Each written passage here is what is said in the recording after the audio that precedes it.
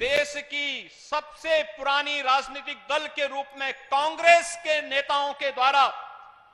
कैसे माननीय न्यायालय की अवमानना करने वाले वक्तव्य दिए जा रहे हैं, कैसे उनके द्वारा विभिन्न प्रकार के अवमानना से युक्त वक्तव्य देकर के इस प्रकार की बातें की जा रही हैं, जैसे कि वो देश की संवैधानिक संस्थाओं को ये लोग कटघरे में खड़ा करके अपना उल्लू सीधा करना चाहते हैं। इन लोगों ने कभी भी देश के विकास के बारे में नहीं सोचा। जब आवश्यकता पड़ी तो जाति के नाम पर, क्षेत्र के नाम पर, भाषा के नाम पर देश को अलग अलग खेमों में विभाजित करने और वादों के नाम पर विभाजित करने का प्रयास किया। जब इन्हें अवसर प्राप्त हुआ तो इन लोगों ने देश में अपने स्वार्थ के लिए नक्सलवाद और आतंकवाद को बढ़ावा दिया, और जब इन्हें अवसर प्राप्त हुआ तो इन्होंने विकास को भी खेमों में बांटने का कुत्सित प्रयास करके अपने कार्यकाल के अंदर भ्रष्टाचार के नए नए प्रतिमान स्थापित किए। लेकिन आज जब भारत विकास की एक नई आभा के साथ वैश्विक मंच पर पूरी तरह छाता हुआ दिखाई दे रहा है, तब इन्हें भारत का विकास अच्छा नहीं लग रहा है।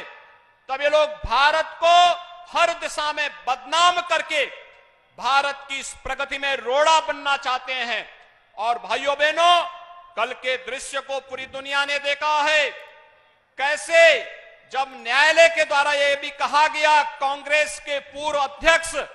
और लोकसभा के एक सांसद श्री राहुल गांधी जी को कहा गया कि आप माफी मांगिए अपने वक्तव्य के लिए, तो उनके द्वारा कहा जाता कि नहीं, मैं माफी नहीं मांगूंगा। यानी एक पिछड़ी जाति के प्रति किस प्रकार के अनर्गल बयान देकर के एक सामान्य संसदीय शिष्टाचार का भी सामान्य पालन करने का जिन लोगों ने कभी अपने जीवन में